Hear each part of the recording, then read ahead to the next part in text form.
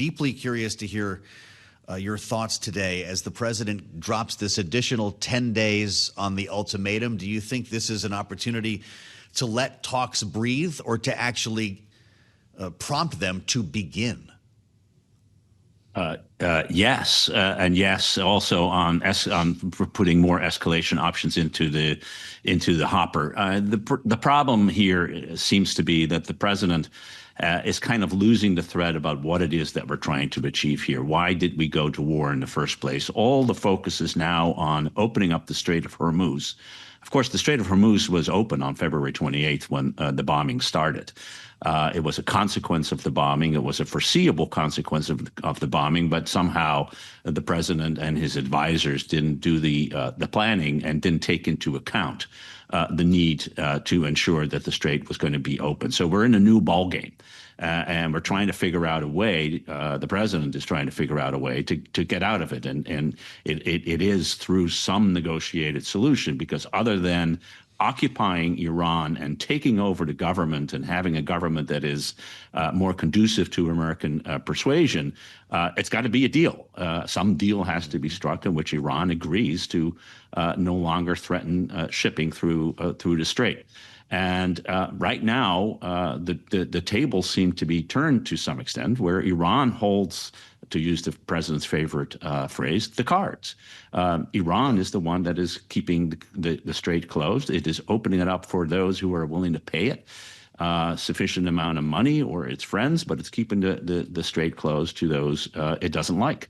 And the president is running out of options to figure out how to do this militarily, threatening, in my view, in order to see if we can get a deal that at least achieves some of the objectives that were set when we started the bombing campaign back 4 weeks ago now. Yeah, but this isn't a surprise, though, right, Ambassador? Isn't this in every model that the Pentagon has ever had about a potential conflict with Iran? The first thing they would do is close the strait. Everyone on the energy market knew this, right? Yeah, it's not a surprise, but apparently it was a surprise for the President of the United States, who decided to engage in a second bombing campaign. Remember, he already did so in June of 2025 when he said he obliterated the nuclear program. He did so without paying attention. He was warned about this. I think it's reporting in the New York Times by the chairman of the Joint Chiefs of Staff, Dan Kane, who said that this is a possibility. And he said, I'm not worried about that. Our military, your military, we're so good, we can take care of it. What we see here is a president, and this happens to other presidents. It happened to George W. Bush after Afghanistan. It's happened before. They become enamored with the military tool. Our military is extraordinary. It's the best military in the world. It can do things that no other military can do, but it can't do everything through military force. And we know that from Afghanistan. We know that from Vietnam. We know it from Iraq. But somehow, because Venezuela, the bombing campaign against Iran in June went so well, the president assumed that we could just change the regime with a bit of bombing and things would be fine. Well, it turned out that, as military strategists like to say, the enemy has a vote. And in this case, the vote was to close the Strait of Hormuz, and they didn't prepare for it. The enemy has a vote, and Iran is not Venezuela. Ambassador, I want to ask you about NATO, its potential involvement or lack thereof. This is something the president's certainly been talking about a lot, as recently as yesterday in the cabinet meeting. Listen to what Donald Trump said. One thing, we're very disappointed. I'll say it publicly. We're very disappointed with NATO because NATO has done absolutely nothing. And I've always said, 25 years ago, I mean, I was somebody that wasn't a politician, but I was always involved in politics and I understood politics. I said 25 years ago that NATO's a paper tiger, but more importantly, that we'll come to their rescue, but they will never come to ours. The president has called NATO a paper tiger. There he has called NATO cowards for not joining him in the strait. NATO is talking as well, though. We just heard from the Chancellor of Germany. Again, Chancellor Merz saying the U.S. and Israel have no strategy in the war on Iran, and says German contribution in resolving the crisis is an option, interestingly here, as Marco Rubio urges maximum partner contributions from G7 nations over Iran. Distill this for us, Ambassador, to the point where the Chancellor is compelled to speak like this publicly. What is the conversation between the White House and our NATO allies right now?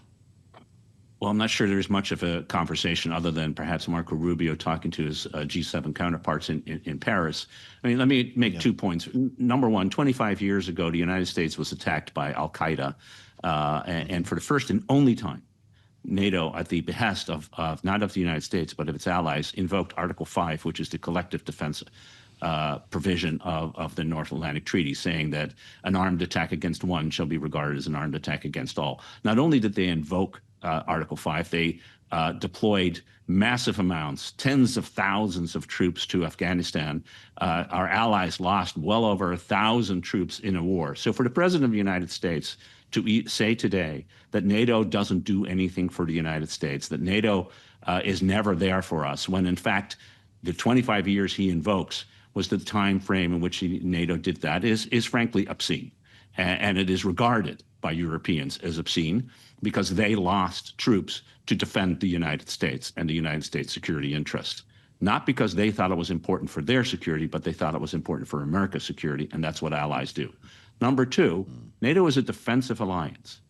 It responds to an armed attack on it. There is no armed attack on NATO. The only attack that occurred was an Israeli-U.S. attack on Iran, which many, in fact, I would say most Europeans regard as illegal under international law, unnecessary, given that the diplomacy was still a possibility, and reckless in ignoring the outcome that could have happened. And I think Chancellor Merz is expressing that.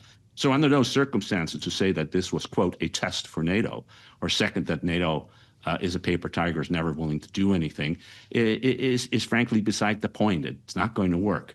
And it's not going to lead NATO countries to deploy the forces. Now, if hostilities have ended, there probably is going to be a European contribution to helping to keep the strait open, or even to open it.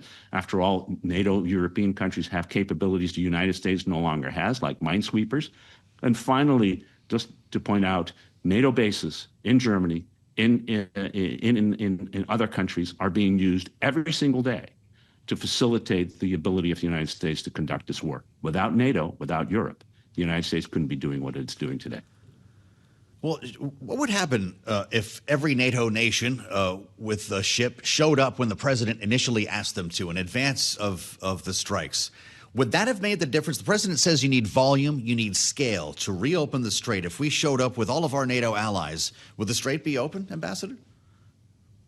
Well, if we hadn't bombed, the strait would be open, and I think that's the fundamental point. The strait was open. It was closed because of the bombing. I think if there had been consultations with the European nations, as indeed there was prior to the Iraq War, deep consultations, although Europe was divided, NATO was divided, that we might have come up with a strategy to say, how do we put maximum pressure on Iran to achieve what we want to achieve, which is an Iran that does not have nuclear weapons, which, by the way, it doesn't, and it hasn't had nuclear weapons, in part because of negotiations, in part because of sanctions, in part because of pressure, but certainly because of diplomacy, that it reduces its ballistic missile inventory, and that it cuts its support for proxies. We could have had a joint strategy. That's not what the President of the United States did.